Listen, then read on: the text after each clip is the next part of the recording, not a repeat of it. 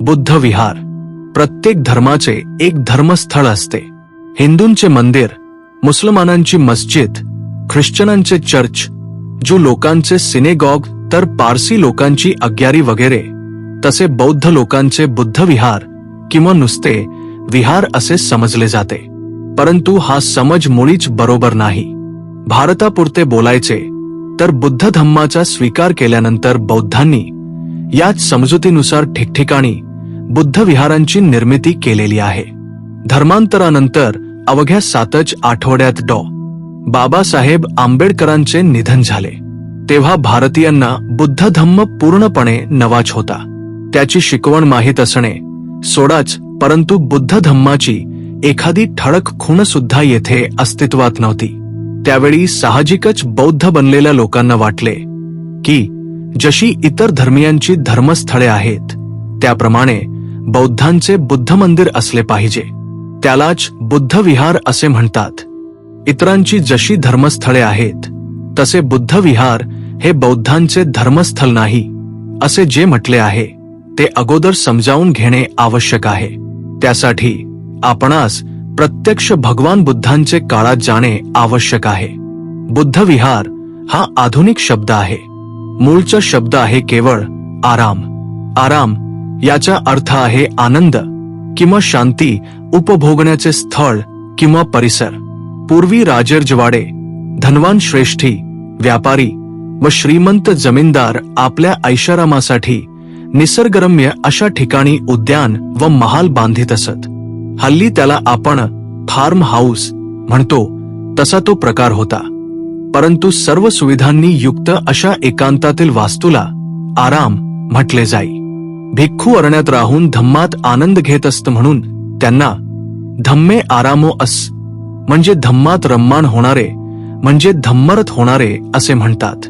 म्हणून त्यांच्यासाठी धम्मात रम्मान होऊन राहता येईल अशा प्रकारची गावाजवळ निसर्गरम्य असलेल्या जागेवर एकाच ठिकाणी निवासाच्या सोयी उपलब्ध करून देणारी वास्तू बांधणे म्हणजे आराम बांधणे अशी संकल्पना निर्माण झाली व ती अंमलात आली.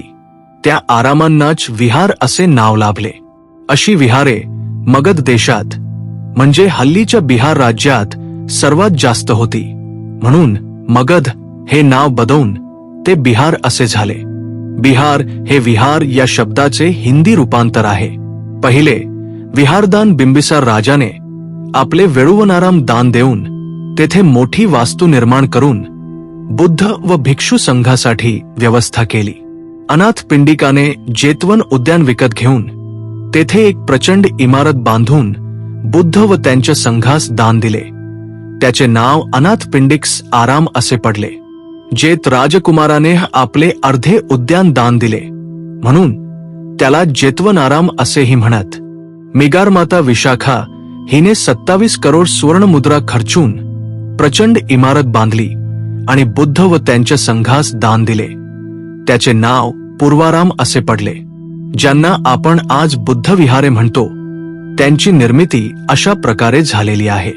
त्या विहारातून भगवान बुद्ध आणि त्यांचा भिक्खू संघ राहू लागला व धम्माचा प्रचार करू लागला. शहराच्या जवळ असल्यामुळे शहरवासीय तेथे जाऊन भिक्खू संघाला दान देऊन त्यांच्या धम्मदेसनेचा लाभ घेऊ लागले. अशा प्रकारे आराम ही धम्म प्रशिक्षण, धम्माचरण व धम्मदेसनेची प्रमुख केंद्रे म्हणून विकास पावली. जरी विहारे भिक्खू संघाला दान दिली जात असली तरी भिक्खू संघ त्यांचा मालक होऊन बसत नसे, तर अनिर्बंधपणे त्यांचा वापर करीत असे. भिक्खूंची तेथे सक्तीये ज्या चालत असे व सर्व देखभाल स्थानिक बौद्ध उपासक वर्ग करीत असे.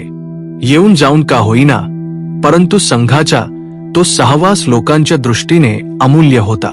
नाहीतर त्यांच्याशिवाय धम्मज्ञान मिळविण्याचा दुसरा कोणताही मार्ग नव्हता.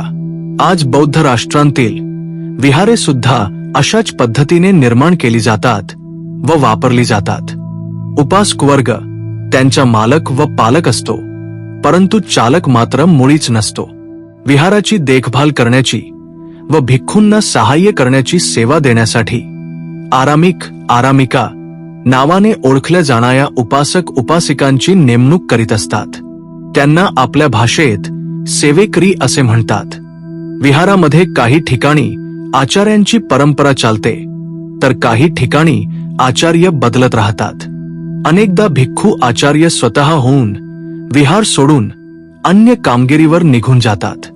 मग संघाचे वतीने नवीन आचार्यांची नेमणूक केली जाते, किंवा उपासक वर्ग कोणा तरी आचार्यांना निमंत्रित करून तेथे राहण्याची विनंती करतो व संघ त्याला मान्यता देतो.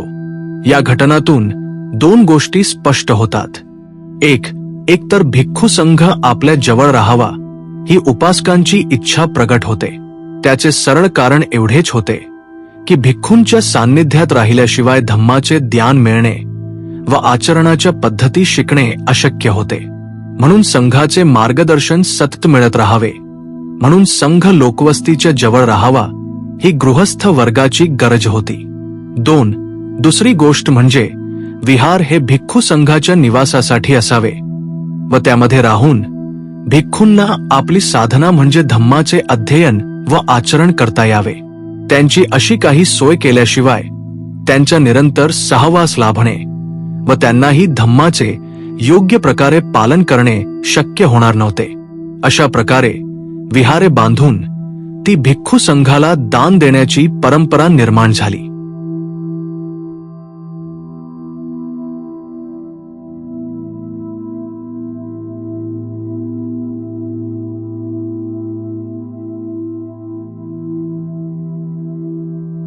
भवतु सब्ब मंगल.